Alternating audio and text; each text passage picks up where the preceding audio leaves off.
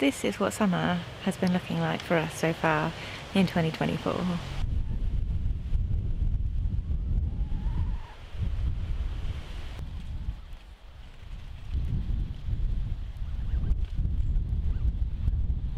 It's all been a bit depressing.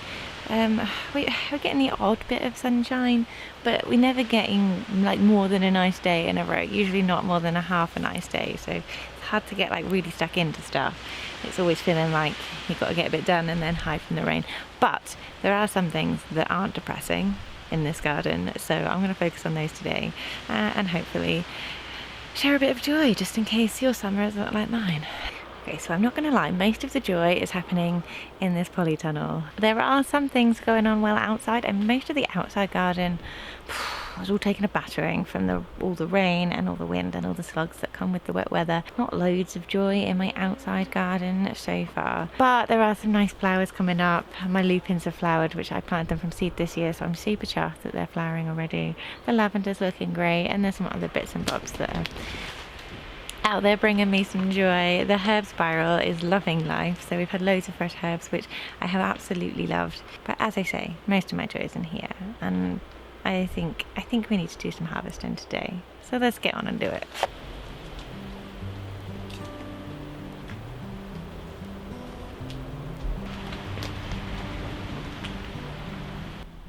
Oh, are these not just the most beautiful tomatoes you've ever seen? I might be biased, but honestly. Now these cucumbers have branched out a lot and they're just trailing along the floor here, but that doesn't seem to cause them a problem. Like you can see they're still setting fruits in there, and the bugs don't seem to be interested in them. So I think it's fine. I'm just going to let them sprawl and do what they like. Just going to pinch that. It's alright with you? Sorry, Mr. Spider. So we are still swimming in cucumbers. Still only the crystal lemon, interestingly. The market more does seem to be catching up, so hopefully we'll get some of those soon. This is about the level at which I'm trying to pick them. These little spiky bits, they can just brush right off. So it says pick them when they start to turn yellow. So as you can see, they're both turning yellow, but one slightly more than the other.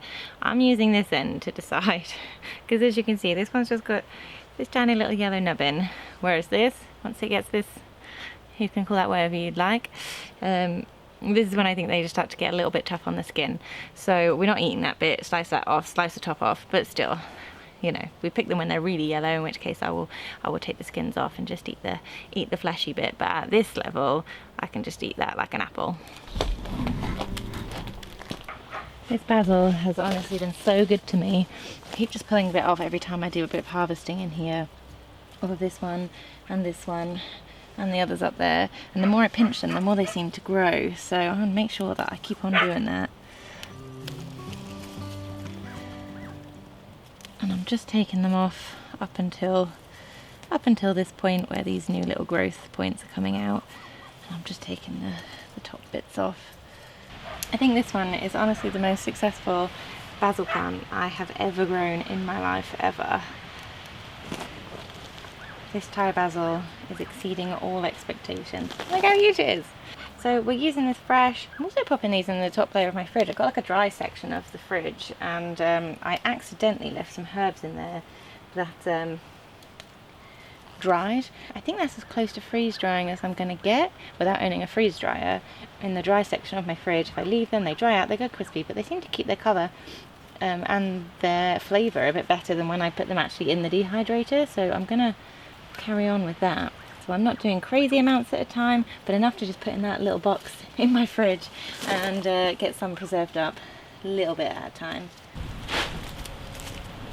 Even my Genovese basil is making a little bit of a comeback. I mean, I realise it doesn't look great, but you should have seen it before, or maybe you did.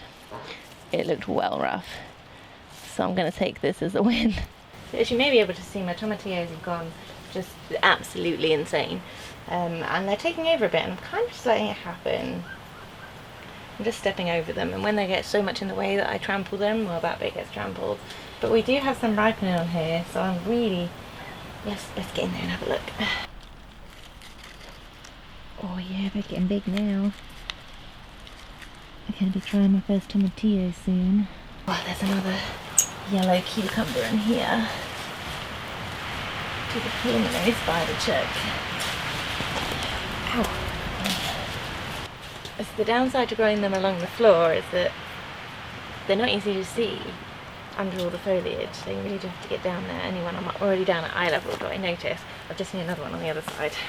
Oh, it's in the tomatillo jungle. There it is. I'm ready to get in there. Whoa. Where are you? Oh, sorry.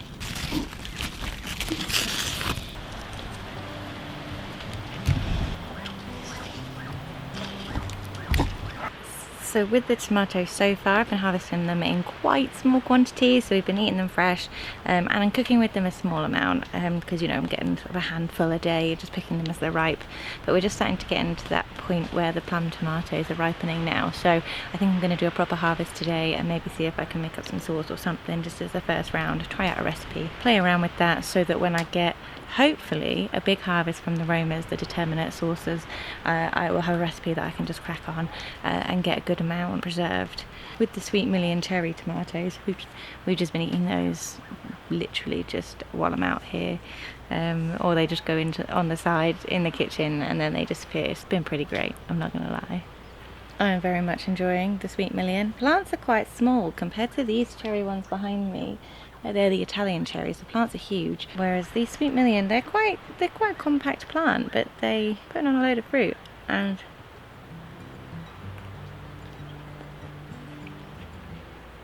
it's pretty yummy.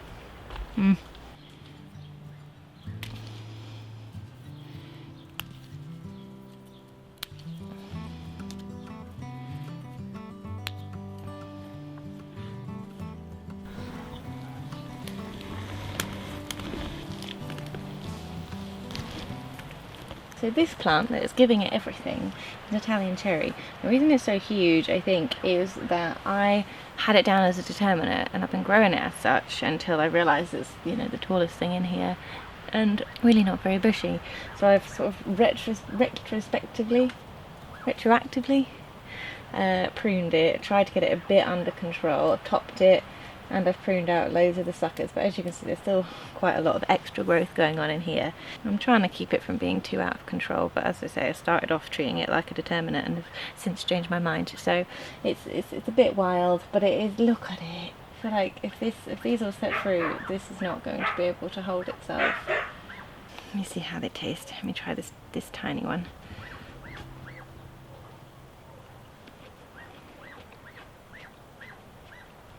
Well, a bit fresher than the Sweet Million, but still nice.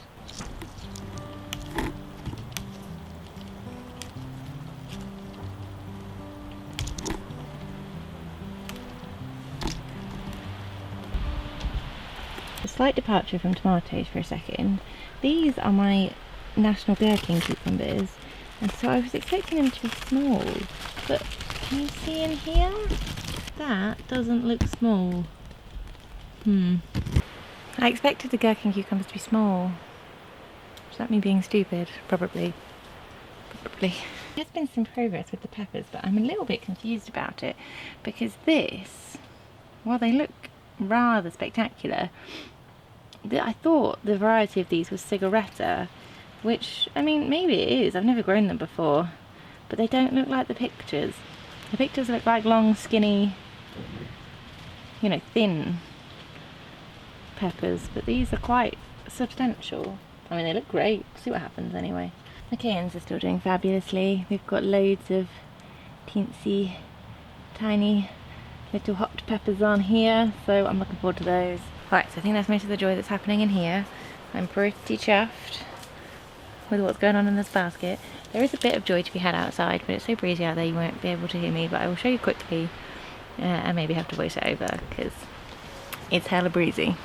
Just an update after my eggshell slug prevention techniques. Well, a couple of them seem to have won. I mean, there's a couple of dead ones over there, but these ones are starting to take hold, and he's managed to get himself all the way up to the top of this cane, so we should at least get some. Oh look, more peas. Let's harvest more peas. Okay, it's starting to rain, so Let's do some speed harvesting. One of the upsides of living somewhere where it never gets hot and it is always wet, it's always pea season. Tiny, tiny beans. Teensy tiny beans. And some more. It's chard. Thanks guys. I still don't know where it came from, but it's good to know what it is. We've got some courgettes on their way in here. I was watching Tracy from our Small Holding Adventure talking about courgettes, saying you spend so much of the season like willing them to grow, and then once they do you're like, alright, you know, no need to rush. And I thought, yes, I too entirely understand that feeling. This is a leek flower from the leeks that went over last year. It wasn't intentional, but oh my gosh, aren't they beautiful? Oh, look at pink behind it, there's a zinnia. Let me show you that too. Look at these! In the sea of nasturtiums, got some zinnias. They're pretty. Oh my gosh, my shallots are shallotting. If you can see in amongst this weedy mess, oh look, vetch. These are my shallots, and look! They're shallotting! Oh, it's my first year growing them, so I wasn't sure what they were really supposed to do, but I'm pretty sure this is what they're supposed to do. Look at them! I've kind of just let this nasturtium situation take over, but it doesn't seem to be doing them much harm because they are doing it. They're doing it! I mean, this is the nasturtium situation. Maybe I should actually come in here and deal with this. I'd kind of written these off. I wasn't really sure what was supposed to happen, but how big are they supposed to get? I need to do some research because that looks like a shallot to me. How exciting. I've nearly got sunflowers. They are coming along, so hopefully some sunflowers soon. The runner beans are, oh well, you know, beans have been naff. A happy discovery for me this year has been radish seed pods. I actually kind of prefer them to a radish, and you get so little time to actually enjoy the radish because they go to seed so quick. But this way I've been just pulling these and putting them in salads, and they're nice. I might try pickling some. Cheeky onion.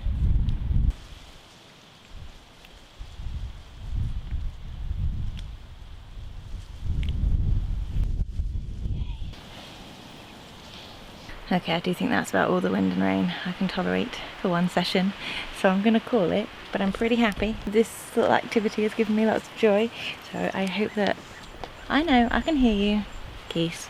I hope that you shared a bit of my joy and that the weather is better wherever you are. Please tell me it is. Give me some joy.